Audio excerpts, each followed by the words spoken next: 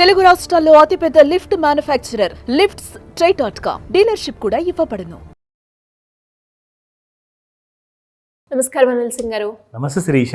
Sir, ఇప్పటి వరకు మనం చేసిన వీడియోస్లో ఇన్వెస్ట్మెంట్ గురించి అండ్ రిటైర్మెంట్ అయిన తర్వాత ఒక మంచి సెక్యూర్డ్ లైఫ్ని ఏ రకంగా లీడ్ చేయాలి అని మనం చెప్పినప్పటికీ కూడా అండ్ ఒకవైపు మన వీడియోస్ త్రూ కావచ్చు, ఇంకొందరు వాళ్ళ ఎవరైతే కార్పొరేట్ ఉంటాయో వాళ్ళకి ఇన్సూరెన్స్ కావచ్చు అండ్ పిఎఫ్ రిటైర్మెంట్ తర్వాత వాళ్ళకి కంపెనీ నుంచి కొంచెం మనీ వచ్చేలాగా ఇలాంటివన్నీ చేయడం జరుగుతుంది. బట్ స్టిల్ ఇంకా మన ఇండియాలో ఎస్పెషల్లీ 60% ఆఫ్ పీపుల్ ఎవరైతే ఉన్నారో అసలు ఇన్వెస్ట్మెంట్ గురించి ఐడియా లేకపోవడం, వాళ్ళు నెక్స్ట్ జాబ్ చేసిన అన్ని రోజులు ఓకే, ఒకవేళ జాబ్ సడన్ గా మానేసిన లేదు అంటే రిటైర్మెంట్ టైం వచ్చినా నెక్స్ట్ లైఫ్ ని ఎలా లీడ్ చేయాలి అన్నది మాత్రం క్వశ్చన్ మార్కే, ఎస్పెషలీ డబ్బుల పరంగా, ఆర్థికంగా పరంగా. అలాంటి వాళ్ళని ఇంకా ఏ రకంగా మనం ఎడ్యుకేట్ చేయాల్సిన అవసరం ఉందంటారు? వాళ్ళకంటూ ఒక మంచి ఫైనాన్షియల్ గా సెక్యూర్ లైఫ్ ని లీడ్ చేయాలి అంటే ఏం చేయాలి సార్? ఫస్ట్ అండ్ ఫార్మోస్ట్ ఏంటంటే ఇండియాలో నేను ఎవరిని బ్లేమ్ చేయదలుచుకోలేదు, but fact of the matter ఏంటంటే గవర్నమెంట్ ఉద్యోగాలు చేసే ఎంప్లాయీస్ కానివ్వండి, ప్రైవేట్ ఉద్యోగాలు చేసే ఎంప్లాయీస్ కానివ్వండి, అందరికీ ఒక అలవాటు అనేది ఉన్నది. అది ఏంటి, ఈ నిజం ఏంటి అంటే ఫస్ట్ అండ్ ఫార్మోస్ట్ ఏంటంటే పిఎఫ్ కట్ అయింది అనుకోండి, ఇక నిశ్చింతగా ఉంటారు. నాకు పిఎఫ్ కట్ అవుతుంది కదా, నేను రిటైర్ అయిన తర్వాత నాకు పెన్షన్ వస్తుంది కదా, సో మరి నేను రిటైర్మెంట్ ప్లానింగ్ చేయడము, పెట్టుబడులు పెట్టడాలు ఇవన్నీ నాకు అవసరం లేదు కదా, so I'm going to be rich after retirement అని చెప్పేసి ఒక అపోహలో బ్రతికేస్తున్నారు. సో రీజన్ ఏంటంటే గవర్నమెంట్ ఎంప్లాయీస్కి కూడా ఒక కాలంలో 1980s ఆ టైంలో చూస్తే ఒకవేళ ఫ్యామిలీ మెంబర్స్ ఎవరైనా ఇంట్లో చనిపోతే వాళ్ళ పిల్లలకి ఆ జాబ్ రీప్లేస్మెంట్ అనేది వచ్చేది. ఇప్పుడు అలాంటి రూల్స్ పోయాయి, లేవు. ఇంకొక విషయం ఏంటంటే అసలు మీరందరూ రిటైర్ అయితే గవర్నమెంట్ జాబ్ నుంచి గవర్నమెంట్ పెన్షన్ ఉంటుంది అన్న విషయం కూడా పోయింది. ఇప్పుడు అది కూడా లేదు. You have to prefer either PPF, public provident fund, లేదంటే ఎన్పిఎస్, నేషనల్ పెన్షన్ సిస్టమ్, ఏదో ఒకటి ఉంటుంది, అది మీరు ప్రిఫర్ చేసుకోవాలి, వెదర్ ఇర్రెస్పెక్టివ్ ఆఫ్ మీరు గవర్నమెంట్ ఆర్ ప్రైవేట్ ఏ ఉద్యోగి అయినా. ఇప్పుడు కూడా జనాలకి క్లారిటీ రాలేదు. అందరు ఏమనుకుంటున్నారంటే నాకు పిఎఫ్ కట్ అయితే చాలు, ఐఎమ్ రిచ్, వర్రీ అవ్వాల్సిన అవసరం లేదు, నా పిల్లలు కూడా లండన్ వెళ్ళిపోతారు, ఒకడు అమెరికా వెళ్ళిపోతాడు, నేను ఎక్కడనో వేరే ఐలాండ్లో ఒక మంచిగా బీచ్ హౌస్లో పడుకొని ఎంజాయ్ చేస్తాను లైఫ్. ప్లీజ్ అండర్స్టాండ్, ఇవన్నీ కళ్ళల్లో నుంచి బయటికి రండి, నిజాలు తెలుసుకోండి కొన్ని. అదేంటో నేను కొన్ని ఇంపార్టెంట్ పాయింట్స్ తీసుకొచ్చాను Sirisha, let me tell you that. More than 60%, 60% కంటే ఎక్కువ మంది, అంటే వాళ్ళు అబౌట్ 21 ఏజ్ ఉన్న వాళ్ళ గురించి నేను మాట్లాడుతున్నాను. పెళ్లి కాని వాళ్ళు కావచ్చు, పెళ్లి అయిన వాళ్ళు కావచ్చు, అండ్ బిఫోర్ రిటైర్మెంట్ ఏజ్, అంటే రిటైర్మెంట్ ఏజ్ ఒకవేళ 60 ఉందనుకోండి, 59వ ఏజ్ కానివ్వండి, ఆర్ 67లో ఉన్నారో ఈ రోజు రేపో మాపో వాళ్ళు రిటైర్ అవ్వబోతున్నారు, వాళ్ళకు కూడా రిటైర్మెంట్ ప్లాన్స్ లేవు. ఎందుకంటే మోస్ట్ ఆఫ్ ద పర్సన్స్కి అసలు స్కూల్లో నుంచే మనం చూసుకుంటే finance, money, investments, mutual funds, ETF, stocks తెలీదు, ఎవరికీ తెలీదు. సో తెలియనప్పుడు ఎలా రిస్క్ తీసుకుంటారు? అందరు ఏం భయపడుతున్నారు ఇప్పుడు స్టాక్ మార్కెట్లో, అమ్మో డబ్బులు పోతాయి, అమ్మో లాస్ అవుతుంది. ఎందుకంటే ఇదంతా తెలియని భయం. సో తెలిసాక ఏమవుతుందంటే, అఫ్కోర్స్ నేను ఒకవేళ డ్రైవింగ్ గురించి మాట్లాడితే నాకు డ్రైవింగ్ తెలుసు కాబట్టి నేను రిస్క్ని ఎలా మేనేజ్ చేయాలో నాకు తెలుసు అంటారు. కానీ తెలియనప్పుడు ఏం చేస్తారు? చాలా భయం అండి అని చెప్తారు. సో తెలియకపోతేనే ఇవన్నీ భయాల వల్ల ఇండియాలో more than 60% of the population is becoming poor, day by day బీదవాళ్ళు అయిపోతున్నారు. నాకు 50,000 జీతం వస్తుందా? సరే హ్యాపీ. 1,00,000 రూపాయలు వస్తుందా? సరే హ్యాపీ. కానీ ₹1,00,00,000 నెలకు వస్తుందా? వస్తుందంటే ఎలా వస్తుంది? దాని గురించి ఆలోచించారా? ఎవరు ఆలోచించారా? కనీసం ఒక 20 ఏళ్ళ తర్వాత, 40 ఏళ్ళ తర్వాత, 60వ ఏటాన్ని రిటైర్మెంట్ అయిన తర్వాత నాకు ₹1,00,00,000 వస్తాయా, 100 కోట్లు వస్తాయా, ఎవరైనా ఆలోచించారా? ఎవరు లేదు. Because they all are living in a dream world. ఒక మంచి అదొక నిద్రలో ఉన్నట్టుగా ఆ కలలో ఉన్నారు అందరూ. నిజాలు చెప్తాను, మీరు ఎంత లేట్ చేస్తే మీకు ఎన్ని ఇబ్బందులు ఎదురవుతాయి అన్న విషయం మీరు ఇప్పుడు తెలుసుకుంటారు. ఓకేనా? Let's go.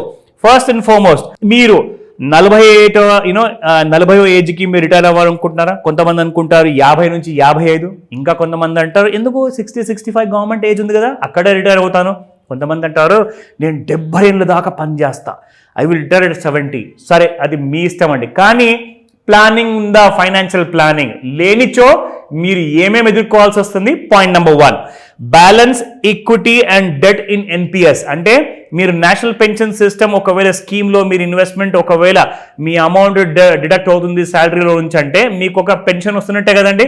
అయితే మీరేం చేయాలంటే మీ ఏజ్ మోర్ దెన్ 31-41 ఉంటే ఫస్ట్ తీసుకోవాల్సిన మీరు డెసిషన్ ఏంటంటే మీ ఎన్పిఎస్లోకి వెళ్ళేసేసి ఈక్విటీలో బ్యాలెన్స్ చేయాలి. డెట్ అండ్ ఈక్విటీ అంటే మీరు ఒకవేళ ఒక 5,000 రూపాయలు డిడక్ట్ అవుతుంది అనుకోండి ప్రతి నెల మీకు పిఎఫ్ తరపు నుంచి, అందులో నుంచి 2,500 ఈక్విటీలో పెట్టాలి, 2,500 డెట్లో పెట్టాలి. డెట్ అంటే గవర్నమెంట్ బాండ్స్లో పెట్టాలి. అది first point.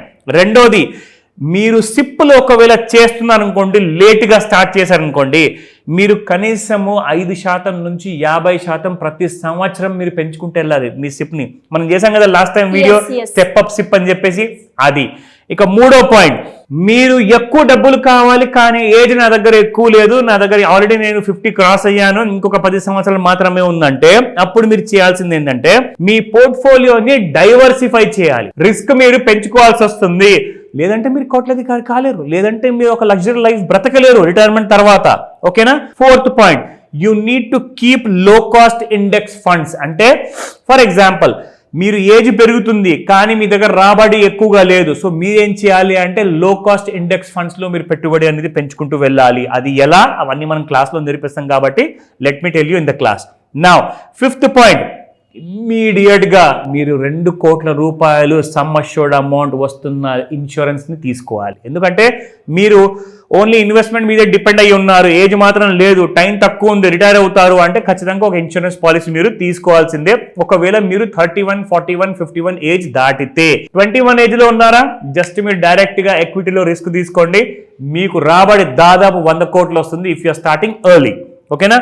Last but not the least Sirisha, మీరందరూ ఏం చేయాలి తెలుసా, మీరందరూ ఇన్వెస్ట్మెంట్ చేసిన దాన్ని ప్రతి 6 నెలలకు సంవత్సరానికి ఒకసారి రివ్యూ చేసుకోవాలి. ఎందుకంటే ఏదైతే తక్కువ రాబడి ఇస్తుందో దాన్ని మీరు పరిగణనలోకి తీసుకుంటే మీరు కొన్ని కొత్త స్ట్రాటజీస్తో ఏం చేస్తారంటే ఆ డబ్బుని అక్కడికి రీషఫల్ చేస్తారన్నమాట.